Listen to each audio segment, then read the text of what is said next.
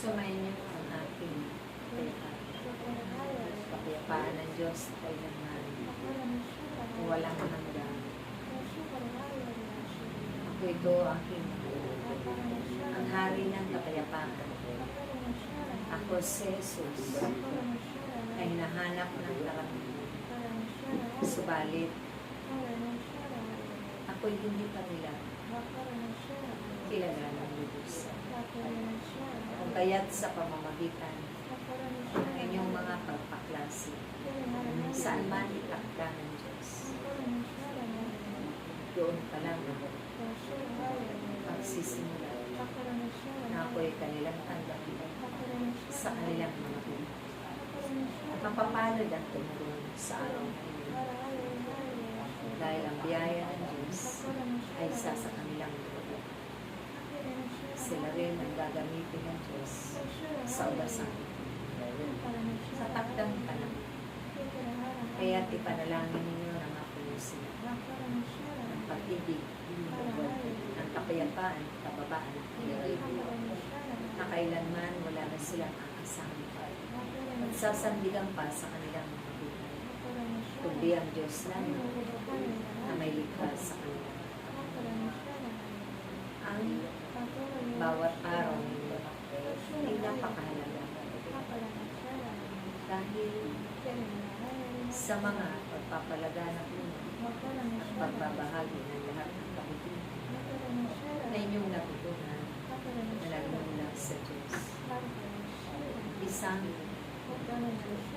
napakahalagang bagay ito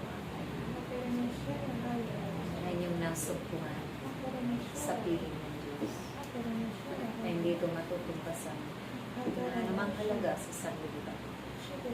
Kailanman ay walang makapagbibigay ng mga kapangyarihan maliban pagkaloob ng Diyos sa inyo.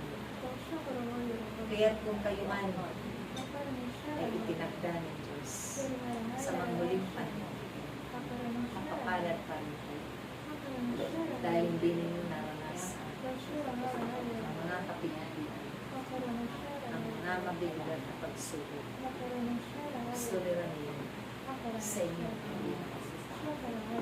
Hindi tulad ng inyong mga kapatid na magpahanggang sa naging kaawa-awa ang kanilang kanilang.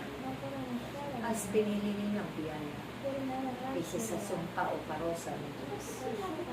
Kaya ang mga pagpapasya ninyo ay may kalakip na himala, kanting pagpapala ng Diyos sa inyong mga pagpapagabi.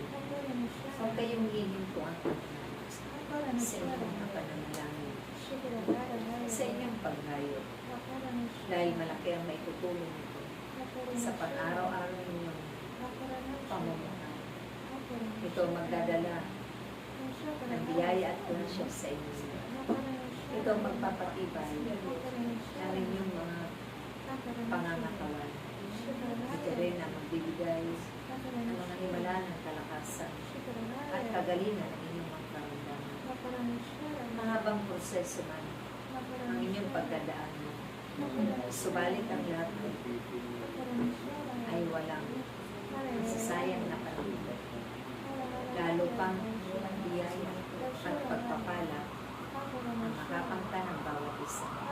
Higit pa doon sa inyong mga inaasa. Kaya kung kayo man sa mga panahon ito ay tumutugon natin, nananalig at nananampalataya. Walang ang pagsuway sa inyong mga puso kundi ang paghahari ng Diyos na ang siyang nangingibabaw magpakailan sa inyong ang amin ninyo ang napakabuting bagay para sa inyong mga kapatid upang makamtan din nilang bagong buhay at silang lahat ay inyong ipanalangin natin na mapunurin sila ng pag-ibig at kagalakan at maunawaan din nila na himala ito at luwagan sa inyong buhay. Naway ang aking mga sakit na naranasan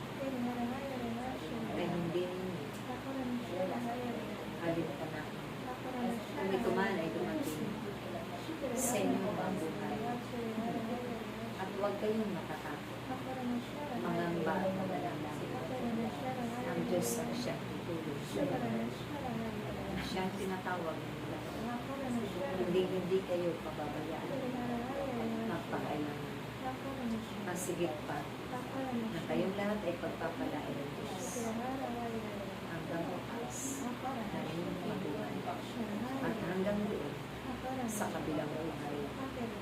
Sa buhay na walang hanggan. Maraming salamat. Mag-ibigan kayo. Magpanalanginan sa isa't isa. Maging mababa sa bawat isa. Amen.